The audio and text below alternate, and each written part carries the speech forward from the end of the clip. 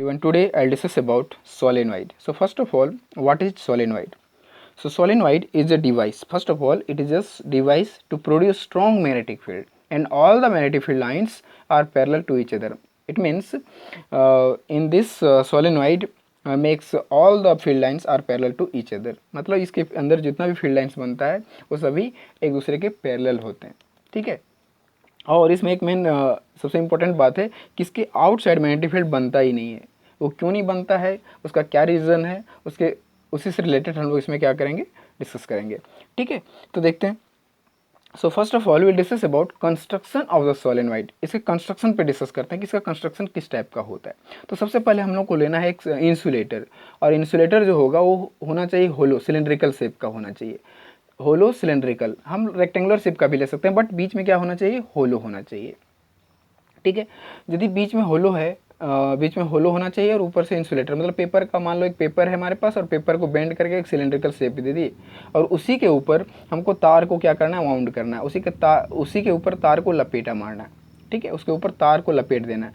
तो उस तार को यदि हम लपेटेंगे उसमें, तो एक साइड जो रहेगा उसको हम लोग पॉजिटिव एंड से कनेक्ट कर देंगे, और दूसरी साइड जो बैंड का मतलब इसको लपेटते लपेटते जो लास्ट में बचेगा उसको हम लोग नेगेटिव एंड से कनेक्ट कर देंगे. कुछ इस टाइप से देख सकते हो यहाँ पे कि यहाँ पे ये जो हम लिए हैं ब्लू कलर का आपको दिख रहा है, ये हम लिए सिलेंड्रिकल शेप का एक इंसुलेटर मान के चलो यहाँ पे इंसुलेटर लिए हैं जो होलो है, सिलेंड्रिकल शेप का है. ठीक है, तो यदि इस तरह का लिए हैं तो उसके ऊपर हम देख सकते हो कि यहाँ रेड कलर का वायर उसके ऊपर लपेटा हुआ है. इसके ऊपर हम वाउंड किए किसको, रेड कलर के वायर को कुछ इस तरह से लपेट दिए हैं. ठीक है, तो उसका फर्स्ट एंड को हम कनेक्ट किए किससे, पॉजिटिव से, और उसके लास्ट एंड को देखो किससे कनेक्ट किए हैं, नेगेटिव एंड से, negative end of the battery. ठीक है, कुछ इस टाइप से कनेक्ट कर दिए. तो हम लोग जानते हैं कि जब बैटरी से कनेक्ट करेंगे तो उसमें करंट मूव करेगा, और करंट मूव करने से 100% हम जानते हैं कि वायर में क्या डेवलप होता है, मैग्नेटिक फील्ड डेवलप होता है. और जो मैग्नेटिक फील्ड उसमें डेवलप होगा वो कुछ इस टाइप से होता है. तो हम लोग नॉर्मल मैग्नेट की बात करें तो नॉर्मल मैग्नेट में क्या होता है, एक साइड नॉर्थ पोल होता है, दूसरी साइड साउथ पोल होता है. तो मैग्नेटिक फील्ड किस तरह से बनाता है, कुछ टाइप से बनाता है, एक क्लोज लूप बनाता है. मतलब इधर से इनिशिएट होगा और इधर जा करके एंड होता है. एंड एक्चुअली होता नहीं है, मतलब यहाँ पे आकर के एंड होगा और फिर इन साइड जाता है. मतलब मैग्नेटिक फील्ड में क्या होता है कि हमारा लूप जो है क्लोज होता है, ख़त्म नहीं होता. ठीक है, तो कुछ इस टाइप से मूव करता रहता है, एक क्लोज लूप बनाता है. तो इसी तरह से यहाँ पे सोलेनॉइड में हम देख सकते हैं कि क्या है कि यदि तुम एक स्ट्रेट वायर की बात करो तो देख सकते हो कि ये देखो कुछ अप साइड जा रहा है. तो अप साइड यदि जा रहा है तो हम इसको एक्चुअली अब एक चीज़ और यहाँ पे समझ लो. पहले हम लोग अभी जो थंब रूल रीड किए थे, थंब रूल किसके लिए रीड किए थे, स्ट्रेट वायर के लिए रीड किए थे, या स्ट्रेट वायर. तो अब यहाँ पे देख रहे हैं क्या हो रहा है कि सोलेनॉइड जब बनाते हैं इस पर जब वाउंड करते हैं उसके ऊपर, तो एक रिंग शेप बना लेता है, एक रिंग शेप. यदि ये रिंग शेप बना लेता है तो अब करंट जो है सो रिंग किस फॉर्म में जा रहा है. तो यदि करंट मेरा रिंग के फॉर्मेशन में जा रहा है तो अब क्या होगा कि हमारा जो मैग्नेटिक फील्ड पहले बताता था, मतलब this one thumb indicates the direction of current and this one curl indicates the direction of magnetic field. So अब हम लोग को जस्ट रिवर्स सोचना है. ये जो कर्ल है, curl represent the direction of current, और ये थंब जो है वो हमको क्या बताएगा, डायरेक्शन ऑफ मैग्नेटिक फील्ड. आप देख सकते हो उसका एक एग्जांपल यहाँ पे देखो, कुछ इस टाइप से हमारे पास एक रिंग है, कुछ टाइप का रिंग लिए हैं, और रिंग में देख सकते हो क्या, हम रिंग को कुछ इस तरह से वर्टिकल रखें. रिंग जो है सो वर्टिकल है, और वर्टिकल है तो क्या हो रहा है इसमें कि अप साइड जो है वो मेरा मतलब रिंग कुछ इस टाइप से है, इस टाइप से रिंग कुछ इस टाइप से रखा हुआ है, वर्टिकल रखा हुआ है.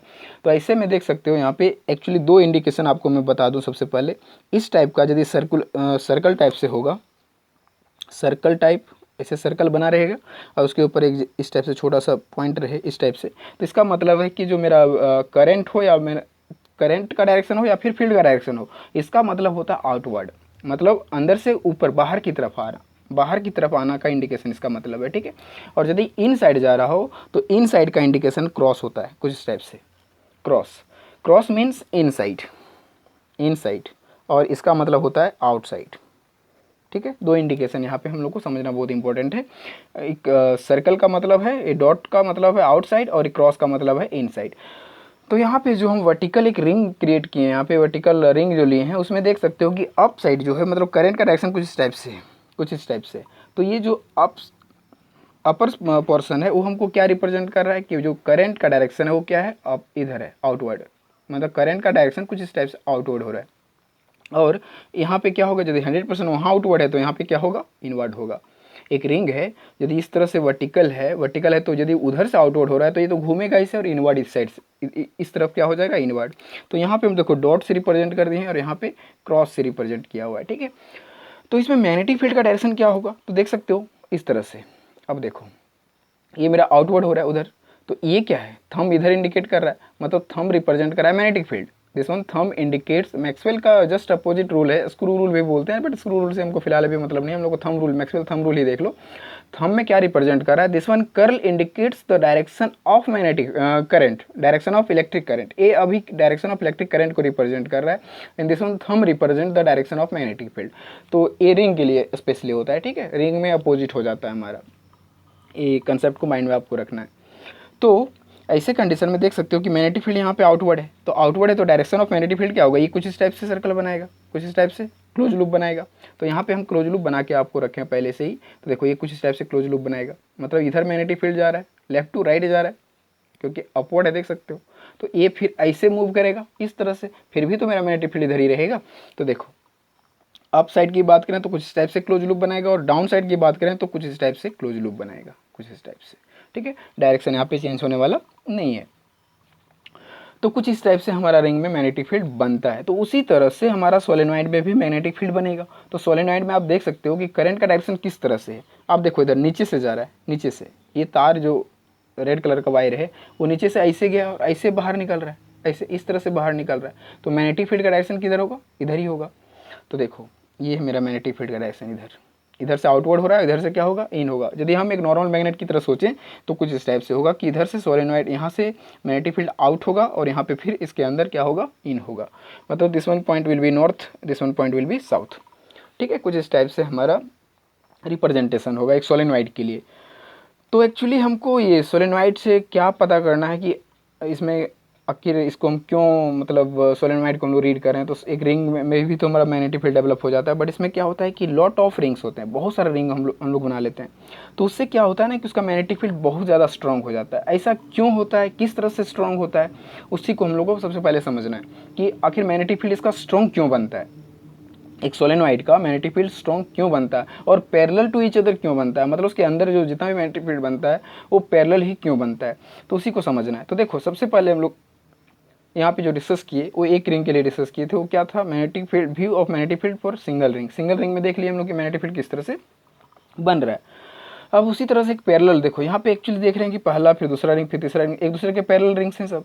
तो उसी तरह से दो रिंग को सबसे पहले क्रिएट करते हैं और उसके बारे में सोचते हैं कि मैग्नेटिक फील्ड के साथ क्या हो रहा है। तो यहाँ पे देखें तो टोटल कितना लाइन्स है, 1 2 3 4 5 लाइन्स है टोटल, यहाँ पे total 5 lines of magnetic field. मतलब एक सोचना है, सबसे पहले यहाँ देख रहे हैं कि एक सिंगल रिंग लिए तो टोटल 5 लाइन्स हमको मिला इन साइड में, और यहाँ पे बीच में देखें तो सभी फील्ड लाइन्स क्या है, एक दूसरे के पैरेलल है।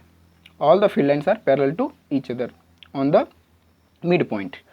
तो मिड पॉइंट में हमको सभी फील्ड लाइन्स क्या मिला, पैरेलल मिला, ठीक है। टोटल कितना 1 2 3 4 5 6 मान लो, चलो 6 लाइन्स है, ठीक है। यहाँ पे 6 लाइन्स हैं। अब क्या करते हैं हम लोग, दो लेते हैं कुछ इस टाइप से, उसी तरह का एकदम सेम कन्फिगरेशन रहेगा, और दो हम लोग रिंग लिए और दोनों को एक दूसरे के पैरेलल रखें, मतलब जस्ट एक यहाँ पे जस्ट पैरेलल रखें। तो इससे क्या पता चल रहा है आपको, देखो हम यहाँ से आपको दो चीज़ बताएंगे कि सोलेनॉइड के आउटसाइड में मैग्नेटिक फील्ड नहीं होता है, यहाँ पे मैग्नेटिक फील्ड नहीं होगा इधर, मतलब आउटसाइड में मैग्नेटिक फील्ड इसका होता ही नहीं। क्यों नहीं होता है, इसी कन्फिगरेशन से आपको पता चल जाएगा। तो देखते हैं किस तरह से नहीं होता है। तो आप देख सकते हो कि इसमें भी कन्फिगरेशन सेम है, इसी टाइप का कन्फिगरेशन है, मतलब इधर से डायरेक्शन मतलब कुछ इस टाइप से है, कुछ इसी टाइप से, ठीक है। यहाँ पे मेरा आउटवर्ड हो रहा है और यहाँ पे इनवर्ड हो रहा है, हम same configuration as it is है। तो यहाँ पे आप क्रॉस लगा दो और यहाँ पे डॉट लगा दो, this one is dot, this one is a cross, ठीक है। तो कुछ सेम कन्फिगरेशन है। अब देखते हैं कि इसका डायरेक्शन हम लोग को देखना है सबसे पहले। तो डायरेक्शन यदि हम देखें मैग्नेटिक फील्ड का तो सेम होगा उसी तरह से, इधर इन दिस वे। तो यहाँ पे जो रिंग बन रहा है, मतलब हर जगह पे यहाँ पे तो रिंग ही बनेगा, क्लोज लूप बनाएगा, यहाँ पे एक क्लोज लूप बनाएगा। तो डायरेक्शन हमारा कुछ इस तरह से देख सकते हो, ये डायरेक्शन होगा और इधर से आकर के एंड करेगा। यहाँ भी क्या होगा मेरा डायरेक्शन, इसका इस मैग्नेटिक फील्ड का डायरेक्शन इधर से आएगा और इधर जा करके एंड होगा, कुछ इस तरह से डायरेक्शन बनाएगा। सेम चीज़ इसके साथ भी होगा। तो इसमें भी क्या होगा, देखो ये भी तो एज इट इज़ है, तो इधर ही बनाएगा, मैग्नेटिक फील्ड का डायरेक्शन इधर ही होगा, मतलब ये इधर कुछ जाएगा और ये आकर के यहाँ पे इन होगा कुछ टाइप से। यहाँ भी वही कंडीशंस, सेम कंडीशन अप्लाई होगा हमारा। तो यहाँ पे क्या होगा, इधर जाएगा और इधर जा कर के इन करेगा। तो देख सकते हो यहाँ पे कि सबसे पहले हम आउटसाइड में मैग्नेटिक फील्ड क्यों हम नेगलेक्ट बोलते हैं कि आउटसाइड में मैग्नेटिक फील्ड नहीं होता है, उसके पीछे का रीज़न आप देख सकते हो। यहाँ पे देखो दोनों वायर एक दूसरे के पैरेलल है। इसका डायरेक्शन देखो, इस पॉइंट पे देखना, यहाँ पे ध्यान देने की बात है कि इस पॉइंट पे इसका जो डायरेक्शन है वो अप है और इसका डायरेक्शन क्या है, डाउन है। तो this one is the positive, if this one is the positive then this one will be negative.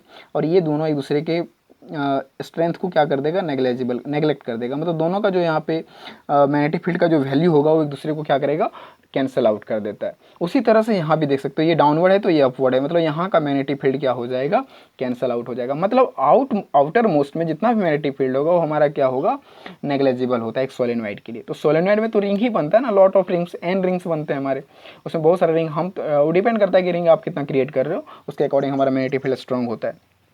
ठीक है, तो इससे क्या पता चला कि इस फील्ड मतलब देख यहाँ पे देख लिए कि दो पैरेलल रिंग्स मिले, तो दोनों पैरेलल रिंग से हमारा क्या हो रहा है, बाहर का जो आउटर मोस्ट का रिंग मैग्नेटिक फील्ड है वो क्या हो जा रहा है, एक दूसरे को कैंसिल कर दे रहा है।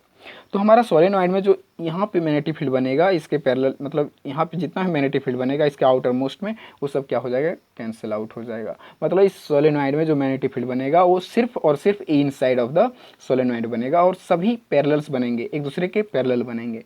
ठीक है, वो स्ट्रेट लाइन ही बनेगा, बीच में जितना बनेगा वो स्ट्रेट लाइन बनेगा कुछ टाइप से। तो एक्चुअली स्ट्रॉन्ग क्यों होता है, अब क्वेश्चन यहाँ पे ये आता है कि इसका मैग्नेटिक फील्ड स्ट्रॉन्ग क्यों होता है। तो एक्चुअली क्या हो रहा है, सो देखो ये रिंग कितना बनाया था, 6 लाइन्स बनाया था मैग्नेटिक फील्ड का। अब यहाँ पे कितना रिंग है हमारा, टोटल रिंग है 2। यदि ए भी 6 बनाता है और ए भी 6 बनाएगा तो टोटल कितना लाइन्स हो जाएगा इसके पास, 12 लाइन्स हो जाएगा। इसी तरह से यदि रिंग हम बढ़ाते जाएँ तो मेरा जो number of lines magnetic field का लाइन है वो मेरा इंक्रीज होता चला जाएगा। और यदि मैग्नेटिक फील्ड का लाइन इंक्रीज होता जाएगा तो हमारा 100% मैग्नेटिक फील्ड का जो वैल्यू है वो स्ट्रांग हो जाएगा, मैग्नेटिक फील्ड का वैल्यू क्या हो जाएगा, ज़्यादा हो जाएगा। ठीक है, तो कुछ इस टाइप से मैग्नेटिक फील्ड मेरा क्या होगा, इंक्रीज होता चला जाएगा ये फील्ड लाइन से। ठीक है, कुछ इस टाइप से पैरेलल में हम लोग रिप्रेजेंट कर सकते हैं। तो देखो कुछ टाइप से स्ट्रेट लाइन बना देगा। ठीक है, ये मतलब एक्चुअली क्या है कि हम बहुत दूर दिखाएं, आपको बहुत ही क्लोज इसको लेना है, बहुत ही क्लोज होता है एक दूसरे का, जो रिंग्स लेते हैं वो एक दूसरे के बहुत पैरेलल होते हैं। चलो ठीक है, यहाँ तक हम लोग समझ चुके हैं कि मैग्नेटिक फील्ड जैसे जैसे रिंग बढ़ते चला जाएगा मैग्नेटिक फील्ड उतना ही स्ट्रॉन्ग होता चला जाएगा। ठीक है, रिंग बढ़ेगा, नंबर ऑफ टर्न्स बढ़ेगा, फील्ड मैग्नेटिक फील्ड जो है सो स्ट्रॉन्ग होता चला जाएगा। ठीक है, अब हम लोग बात करते हैं आगे, इसका मैग्नेटिक फील्ड किस तरह से निकालेंगे।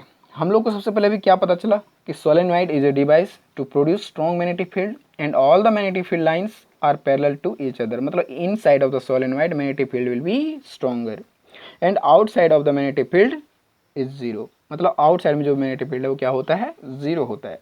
This is the concept, okay, हमेशा आपको रखना है माइंड में।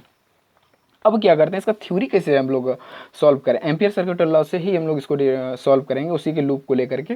बट यहाँ पे लूप तो बना, इसमें तो हमको लूप तो ऑलरेडी रिंग बना हुआ है, तो इसको क्या करना है, थ्योरी को समझने के लिए हमको सबसे पहले क्या करना पड़ेगा कि इसको कट करना पड़ेगा। तो इसको हम यदि हाफ कट कर दें कुछ इस टाइप से, मतलब ये सोलेनॉइड सिलेंड्रिकल शेप का, इसको बीच से कट कर दो। इस तरह से कट करेंगे तो हमको कुछ इस टाइप का दिखेगा शेप, कट करने पर हमको कुछ इस टाइप का दिखेगा। ठीक है, जब इस टाइप का दिखेगा तो आप देख सकते हो कि सोलेनॉइड में क्या हो रहा है कि यहाँ से अंदर से जा रहा है और इधर बाहर कुछ इस टाइप से निकल रहा है। तो कुछ इस टाइप से बाहर निकल रहा है और इधर क्या जा रहा है, इधर मतलब इधर इन हो रहा है और उधर से आउट हो रहा है, आउट इधर से इन। तो वही कन्फिग्रेशन को हम यहाँ पे रखे हैं, देख सकते हो कट करने के बाद कुछ इस टाइप का शेप दिख रहा है, और कट करने के बाद देख सकते हो मैग्नेटिक फील्ड उसके इन साइड में क्या बन रहा है, पैरेलल टू ईच अदर। कुछ इस टाइप का मैग्नेटिक फील्ड हमारा स्ट्रेट लाइन में बन रहा है और पैरेलल टू ईच अदर बन रहा है। हम लोग इसको बोलते हैं cross section view of solenoid. ठीक है, cross section view of solenoid मतलब सोलेनॉइड को बीच में कट कर दिए तो कुछ इस टाइप का कन्फिग्रेशन हमको मिलता है। थ्योरी को समझने के लिए, मतलब मैग्नेटिक फील्ड को सॉल्व करने के लिए कि कितना मैग्नेटिक फील्ड यहाँ पे डेवलप हो रहा है उसको फाइंड करने के लिए हम लोग को ये करना पड़ता है। ठीक है, अब यहाँ पे देख सकते हो कि ये किस टाइप का दिख रहा है, तो वो किस शेप में दिख रहा है, ये हमको दिख रहा है किस तरह का, रेक्टेंगुलर शेप में दिख रहा है। सर्कुलर तो दिख नहीं रहा है, जो कि हम इसका सर्कुलर लूप बना है जो कि हम यहाँ पे फाइंड करने के लिए। तो क्या करते हैं, एक कन्फिगरेशन यहाँ पे क्या करते हैं, सर्कुलर लूप ना लेकर के हम लोग लेते हैं एक रेक्टेंगुलर लूप कुछ इस टाइप का। यहाँ पे एक रेक्टेंगुलर लूप को हम लोग अपने से कंसिडर करते हैं कुछ इस टाइप से। थ्योरी को समझने के लिए। तो यहाँ पे कुछ इस टाइप का एक लूप क्रिएट करते हैं, क्योंकि एम्पियर सर्किट लॉ को एक लूप चाहिए, मैग्नेटिक फील्ड का लूप। तो यहाँ पे मैग्नेटिक फील्ड जो बन रहा है वो स्ट्रेट लाइन में बन रहा है कुछ इस टाइप से, आगे जाके घूमे, मतलब जैसे भी हो हम जानते हैं कि इधर मैग्नेटिक फील्ड नहीं बनता है, फिर भी थ्योरेटिकली समझने के लिए हमको एक लूप यहाँ पे चाहिए। और वो लूप किस तरह का बना रहे हैं हम, रेक्टेंगुलर लूप बना रहे हैं, ठीक है, क्योंकि ये रेक्टेंगुलर शेप का है इसलिए हम रेक्टेंगुलर लूप बना रहे हैं। यदि सर्कुलर शेप का होता, सर्कुलर बना, और बाय द वे हम यहाँ पे सर्कुलर बनाएंगे तो बहुत ज़्यादा एंगल क्रिएट हो जाएगा, हर एक पॉइंट पे एंगल चेंज हो जाएगा और हमको सॉल्व करने में बहुत डिफिकल्टीज आएगी। इसीलिए हम लोग को यहाँ पे किस तरह का शेप लेना है, रेक्टेंगुलर शेप का। तो यहाँ पे कितना है टोटल एंगल, 4 एंगल हमको बनेगा। किस तरह से वो देख सकते हो, यदि हम इस पॉइंट को ए कंसिडर करें, इस पॉइंट को बी कंसिडर करें, इसको सी कंसिडर करें, इसको डी कंसिडर करें, तो टोटल कितना एंगल बन सकता है यहाँ पे, ए टू बी बन सकता है, B to C, C to D, D to A, total 4 angles बनेगा, उससे ज़्यादा तो बनेगा नहीं। तो हम 4 जगह के लिए मैग्नेटिक फील्ड ईजिली निकाल सकते हैं, ठीक है। तो हम यहाँ पे अप्लाई करेंगे Ampere circuital law for this one configuration A B C D. इस लूप के लिए ए बी सी डी यहाँ पे जो लूप बन रहा है उसके लिए हम अप्लाई करेंगे एम्पियर सर्किटल लॉ को। तो यहाँ पे लिखेंगे by applying Ampere circuital law, by Ampere circuital law. अब ऐसा मत सोचना कि एम्पियर सर्किटल लॉ आप सर्कल बनाए थे सर, तो उसके लिए एम्पियर सर्किटल लॉ हर एक किसी भी तरीके के लूप के लिए एप्लीकेबल है, ठीक है, और सबके लिए रिजल्ट जो आता है वो सेम आता है। चलो ठीक है, तो बाय एम्पियर सर्किटल लॉ हम लोग कल रीड किए थे, प्रीवियस लेक्चर में रीड किए थे। क्या रीड किए थे कि this one close loop B dot D L line integral is equals to mu naught into total current, sum of current, this one B dot D L is equals to mu naught I. ये हम लोग read किए थे। इसको फिलहाल के लिए हम लोग इक्वेशन नंबर 1 मान लेते हैं। चलो ठीक है, ये इक्वेशन नंबर हमारा 1 हो गया। अब हम लोग आते हैं लूप के लिए, इस मतलब इस लूप के लिए। तो लूप कौन सा है, A B C D, this one loop. अब A B C D loop यहाँ पे जो हमारा दिख रहा है उसके लिए हम लोग को देखना है कि according two ampere circuital law क्या हमारा रिजल्ट आता है। तो उसके लिए यदि हम लाइन देखें, पहला लाइन कौन सा, ए बी, मतलब जो भी है, सबसे पहले हम लोग देखते हैं टोटल, जो भी टोटल वहाँ पे रिजल्ट मिलेगा वो किसके बराबर मिलेगा, line integral of B dot D l मिलेगा। और उसी को यदि हम सॉल्व करें तो टोटल 4 पार्ट में मिलेगा, ए से बी, बी से सी, सी से डी, डी से ए मिलेगा। तो इसी को हम यहाँ पे कंक्लूड करेंगे। तो ए टू बी के लिए हमको सबसे पहले मिलेगा, मतलब यहाँ से यहाँ तक के लिए मिलेगा। तो उसके लिए क्या लिखेंगे, बी डॉट डी एल। इसके लिए भी क्या मिलेगा, बी डॉट डी एल, ठीक है, ये मिला। सेकेंड वन फिर बी टू सी, इसके लिए भी क्या मिलेगा, बी डॉट डी एल, एक स्मॉल एलिमेंट को कंसिडर कर रहे हैं, ठीक है, प्लस सी टू डी, इसके लिए भी क्या मिलेगा, B dot D L, plus D to A, इसके लिए भी क्या मिलेगा, B dot D L, this one. मतलब टोटल 4 पार्ट में इस कॉन्फ़िगरेशन को हम यहाँ पे कंक्लूड कर रहे हैं, जो किसके बराबर है, बी डॉट डी एल के बराबर है। इसको टोटल सम करेंगे तो इतने के बराबर रिजल्ट हमको मिलने वाला है, ठीक है। अब इसको कैलकुलेट करते हैं, क्योंकि डिफरेंट पॉइंट पे डिफरेंट एंगल है। तो आप देख सकते हो कि यदि हम यहाँ पे देखें तो हमारा कुछ क्लोज लूप जो इस टाइप से बन रहा है, मतलब इसका जो रिंग है, मैग्नेटिक फील्ड का जो डायरेक्शन है कुछ इस टाइप से ऐसे है, anti clockwise. The direction of magnetic field is anti clockwise, मतलब उसी डायरेक्शन में हमको लेना पड़ेगा, क्योंकि इधर मैग्नेटिक फील्ड बन रहा है, राइट साइड की तरफ बन रहा है, तो इसी डायरेक्शन में इस लूप को भी सोचना पड़ेगा हमको, ठीक है। तो अब देखते हैं ए से बी में। तो ए से बी में देख सकते हो कि उसके पैरेलल जा रहा है, मतलब जो अंदर में फील्ड है उसी के पैरेलल में ये फील्ड लाइन्स हैं जो हम कंसीडर किए हैं। तो यदि दोनों एक दूसरे के सेम डायरेक्शन में, तो थीटा क्या होगा, यहाँ पे थीटा मिल जाएगा हमको इस पॉइंट पे 0 degree, here theta will be 0 degree. चलो ठीक है, ए टू बी के लिए हमको थीटा इक्वल टू 0 डिग्री मिल गया। बी टू सी सोचें, बी टू सी तो देख सकते हो ये इधर जा रहा है वो उधर जा रहा है, तो एंगल कितना बना रहा है, 90 डिग्री। तो इसके लिए हो जाएगा theta is equals to 90 degree. तो यहाँ पे cos 90 का वैल्यू क्या मिल जाएगा, cos 90 विल बी 0, मतलब ये पूरे टर्म को क्या कर देगा, यहाँ पे देख सकते हो कि इसके लिए थीटा क्या मिला, 0 डिग्री, इसके लिए थीटा क्या मिला, 90 डिग्री। तो cos 90 क्या हो जाएगा, 0, cos 90 0 हो जाएगा, तो ये पूरे टर्म को क्या कर देगा, 0 कर देगा। चलो ठीक है, अब नेक्स्ट आता है हमारा C2D। तो C2D में तो क्या है, मैग्नेटिक फील्ड ही नहीं बन रहा है। हम जानते हैं outside of the solenoid magnetic field will be cancel out, मतलब आउटसाइड का जो मैग्नेटिक फील्ड होता है कुछ टाइप से कैंसल आउट हो जाता है। तो इस पॉइंट पे हम लिख देंगे कि यहाँ पे मैग्नेटिक फील्ड जो है वो क्या होता है, फील्ड विल बी 0, मतलब कैंसल आउट भी लिख सकते हो इस पॉइंट पे, कि इस पॉइंट पे लिख सकते हो कि magnetic field will be cancel out.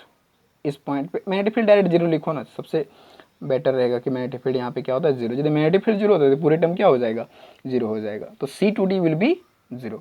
अब नेक्स्ट आता है D2A। देखो D2A तो कुछ इस टाइप से, तो इसको हम इधर की सोचें थोड़ा सा, तो फिर भी एंगल कितना बनाएगा यहाँ पे 90 डिग्री बनाएगा। तो 90 डिग्री फिर एंगल बना रहा है, मतलब theta will B 90 degree for D2A यहाँ पे। तो cos 90 यहाँ पे फिर क्या हो जाएगा, cos 90 विल बी 0। मतलब ए टर्म 0 हो गया, ए भी टर्म 0 हो गया, ए भी टर्म 0 हो गया। सिर्फ और सिर्फ ये टर्म है जो हमको मैक्सिमम मैग्नेटिक फील्ड दिखा रहा है। वो कौन सा, वो जिसके पैरेलल में जा रहा है, वही हमारा मैग्नेटिक फील्ड स्ट्रॉन्ग बता रहा है, मतलब मैक्सिमम मैग्नेटिक फील्ड वहीं पे दिखा रहा है हमको, बाकी तो सब 0 दिख रहा है। अब कन्फिग्रेशन से ही देख लिए, ठीक है। तो कुछ इस टाइप से हुआ। तो अब हम लोग इसको कंक्लूड करते हैं। तो कंक्लूड करने से क्या होगा कि ए टर्म 0, ए भी टर्म 0, ए भी टर्म 0, इसको लिखने की कोई ज़रूरत नहीं है। अब डायरेक्ट लिखते हैं हम लोग, line integral B dot D L is equal to, इसका रिजल्ट क्या आएगा, ए से बी तक के लिए हमारा सिर्फ मैग्नेटिक फील्ड मिला, वो कितना मिला, B d l cos theta आप लिख सकते हैं, और कॉस का वैल्यू कितना है 0 डिग्री, ठीक है। अब इसको आगे कंक्लूड करें तो हो जाएगा ए टू बी, ए मिलेगा B d l only, cos 0 का वैल्यू क्या होता है 1 होता है, इसलिए बी डी एल ओनली। आगे इसको और कंक्लूड करें तो बी आउटसाइड कर दो, बी कांस्टेंट है, मैग्नेटिक फील्ड जो है वो कांस्टेंट है, तो यहाँ पे हमको मिल जाएगा क्या चीज़, ये मिल जाएगा D l only, D L, ठीक है। तो ये डी एल किसके बराबर मिलेगा, अब क्वेश्चन यहाँ पे ये आता है। तो ये डी एल जो हमको मिलने वाला है, ये डी एल टोटल लेंथ के बराबर मिलेगा। तो टोटल लेंथ के बराबर, यहाँ पर तो रेक्टेंगुलर है ना, तो रेक्टेंगुलर में लेंथ ही लेना पड़ेगा, यहाँ तो सर्कमफेरेंस ऑफ सर्कल तो नहीं लेंगे हम लोग, तो लेंथ है तो एल ही मानना पड़ेगा। तो ये हो जाएगा हमारा बी, और ये हो जाएगा टोटल लेंथ एल। मतलब इसको जब इंटीग्रेट करेंगे, इस पॉइंट, इसको इंटीग्रेट करेंगे छोटा छोटा पॉइंट लेकर के, पूरा इंटीग्रेट करेंगे तो हमको टोटल इसका लेंथ मिलेगा, जिसका लेंथ क्या मान लिए हम लोग, एल मान लिए। तो इसका रिजल्ट क्या मिला, बी एल के बराबर, ठीक है। मतलब बी डॉट डी एल, यहाँ पे हमको क्या मिला result, B dot D L is equals to B L, this one equation number, इसको मान लेंगे 2, ठीक है। ये लूप के लिए हमको मिला B dot D L is equals to B L, okay. और यहाँ पे ऑलरेडी एक इक्वेशन हम जो पहले से एम्पियर सर्किट लॉ के अकॉर्डिंग मिलता है, वो B dot D l equal to क्या मिलता है, म्यू 0 इंटू टोटल करेंट, ठीक है। तो इक्वेशन 1 और इक्वेशन 2 दोनों का लेफ्ट साइड सेम है, इक्वेशन 1 और इक्वेशन 2 दोनों का लेफ्ट साइड सेम है।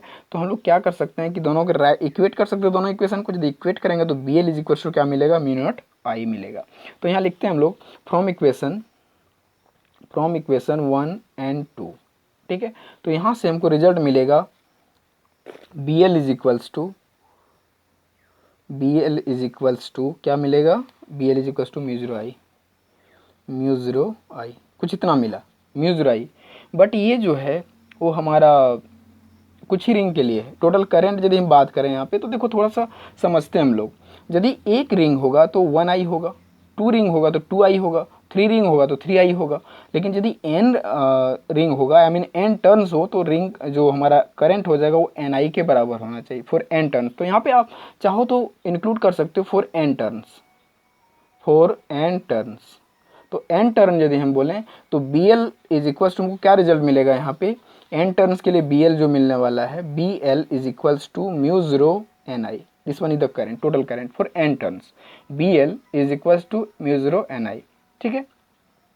तो मैग्नेटिक फील्ड हमको निकालना है यहाँ पे, तो मैग्नेटिक फील्ड का रिजल्ट क्या मिलेगा, तो B इज इक्वल्स टू मिल जाएगा mu 0 N I divided by क्या मिलेगा L, ठीक है। अब यहाँ पे एक पॉइंट यहाँ पे देख सकते हो, N by L number of turns per unit length इसका मतलब होता है, ठीक है, number of turns per unit length of the solenoid. तो ये क्या है कि इसके इक्वल में हम लोग को स्मॉल n लिखना होता है, म्यू 0, और इसके बदले में स्मॉल n लिखा जाता है, ठीक है। यहाँ पे हम अभी वेयर करके आपको बताता हूँ, म्यू 0 एन आई, ठीक है। n इज इक्वल्स टू होता है number of turns per unit length. इसके बारे में भी डिस्कस हम लोग करेंगे कि ये आखिर क्या होता है n बाई एल, ठीक है। तो ये हमारा फाइनल रिजल्ट है, magnetic field for solenoid is equals to mu 0 N I. इसका मतलब ये है कि मान लो हमारे पास एक 100 सेंटीमीटर का वायर है, उसका हम सोलेनोइड बना रहे हैं 100 सेंटीमीटर का। तो इस 100 सेंटीमीटर वाला को एक सोलेनोइड, हम सबसे पहले एक सोलेनोइड बनाया जिस पे टर्न दिए, तो सबसे पहला वाला में टर्न दिए वो 1000 टर्न दिए, तो लेंथ मेरा कितना है 100 सेंटीमीटर। एक दूसरा सोलेनोइड बनाए जिसमें हम इसको 10,000 टर्न दिए। तो देख लो जितना ज़्यादा रिंग बनेगा उतना ही ज़्यादा मैग्नेटिक फील्ड होगा, स्ट्रॉन्ग होगा। तो आप देख सकते हो कि लेंथ मेरा कांस्टेंट है, बट नंबर ऑफ टर्न्स क्या हो रहा है, इंक्रीज हो रहा है। यदि नंबर ऑफ टर्न्स इंक्रीज हो जाए एट कॉन्स्टेंट लेंथ तो हमारा मैग्नेटिक फील्ड क्या होगा, स्ट्रॉन्ग होगा। तो किसके लिए स्ट्रॉन्ग होगा, 10,000 के लिए स्ट्रॉन्ग होगा इन कंपैरिजन ऑफ 1000, ठीक है, जिसको हम स्मॉल एन से इंडिकेट करते हैं। This one small n is the, अब यहाँ पे लिख देता हूँ, small n is the number of turns per unit length, इसका यही नाम है, number of turns per unit length, ठीक है। तो आपको समझ में आ गया हो कि लेंथ को यदि कांस्टेंट रख के डिफरेंट डिफरेंट टर्न्स दें तो टर्न के अकॉर्डिंग भी मैग्नेटिक फील्ड हमारा क्या होता है, घटता और बढ़ता है, ठीक है। तो number of turns will increase then magnetic field also increase, ठीक है। तो लेंथ यदि कांस्टेंट रहे और टर्न्स को हम इंक्रीज करते जाएं तो मैग्नेटिक फील्ड मेरा इंक्रीज होते चला जाएगा। तो this is the concept about solenoid. तो ये पूरा मेरा सोलेनॉइड का मेन कंसेप्ट था, मेन मोटिव था, जिसमें हम लोग को क्या फाइंड करना था, मैग्नेटिक फील्ड फाइंड करना था। तो एक बार फिर से ब्रीफ में हम इसको डिस्कस कर दें। सोलेनॉइड क्या है, सोलेनॉइड एक डिवाइस है जिससे स्ट्रॉन्ग मैग्नेटिक फील्ड मिलता है और इसका जितना भी मैग्नेटिक फील्ड बनता है वो हमेशा एक दूसरे के पैरेलल बनता है, ठीक है। Field lines always parallel to each other. और इसके इन साइड में मैग्नेटिक फील्ड बनता है, आउट साइड में मैग्नेटिक फील्ड नहीं बनता है, बिकॉज आउट साइड में जो है सो एक दूसरे को कैंसिल आउट कर देता है कुछ इस डायग्राम के अकॉर्डिंग, ठीक है। और इसका मैग्नेटिक फील्ड फाइंड करने के लिए कुछ इस टाइप से क्लोज लूप रहेगा तो हम लोग मैग्नेटिक फील्ड इजीली फाइंड नहीं कर सकते, इसलिए इसको कट करना पड़ता है और कट करके कुछ क्रॉस सेक्शन व्यू लेते हैं और क्रॉस सेक्शन व्यू लेकर के कुछ इस टाइप का लूप लेकर के एम्पीयर सर्किट लॉ अप्लाई करके हम लोग कुछ टाइप से मैग्नेटिक फील्ड फाइंड करते हैं। तो मैग्नेटिक फील्ड हर पॉइंट के लिए फाइंड करना पड़ेगा, टोटल 4 पॉइंट्स के लिए, और टोटल 4 पॉइंट्स के लिए फाइंड करते हैं। उसमें से 3 पॉइंट्स में मैग्नेटिक फील्ड हमको क्या मिलता है, 0 मिलता है। सिंगल ओनली पैरेलल लाइंस के लिए सिर्फ मैग्नेटिक फील्ड मिलता है, जिसका वैल्यू क्या मिला था हमको, BL के बराबर मिला। और ये BL जो मिला वो हमारा एम्पीयर सर्किट लॉ के अकॉर्डिंग, लेफ्ट साइड देखो दोनों का सेम मिला, तो दोनों इक्वेशन का जो लेफ्ट साइड है उसको मतलब दोनों इक्वेशन को इक्वेट किए तो कुछ इतना रिजल्ट मिला, BL is equals to mu 0 I। और यदि हम देखें कि सोलेनॉइड में तो टर्न्स बहुत ज़्यादा होता है, तो एक सिंगल वायर के लिए करंट आई है, मतलब सिंगल रिंग के लिए करंट आई है, और उसमें यदि n टर्न्स है तो उसके लिए करंट कितना हो जाएगा, NI के बराबर हो जाएगा। तो यहाँ पे हम I के जगह हमको फॉर n टर्न्स लिखना पड़ेगा mu 0 NI for n turns, ठीक है। तो यहाँ से B को सब्जेक्ट करेंगे, बिकॉज हम लोग यहाँ पे मैग्नेटिक फील्ड फाइंड कर रहे हैं कि सोलेनॉइड में मैग्नेटिक फील्ड कितना बनता है। तो B इज इक्वल टू क्या हो जाएगा, mu 0 NI divide by L, और N बाई L हमारा क्या होता है, number of turns per unit length, ठीक है, जिसको किससे इंडिकेट करते हैं, स्मॉल n से इंडिकेट करते हैं। तब हमारा जाके रिजल्ट आता है B is equal to mu 0 small n I। तो ये बहुत ही इंपॉर्टेंट फॉर्मूला एक आपका हो गया जो सोलेनॉइड के लिए है। This is this is the magnetic field for solenoid, ठीक है, for n number of turns per unit length. So this is the very important formula for solenoid. So this is all about for today lecture. So thank you for watching.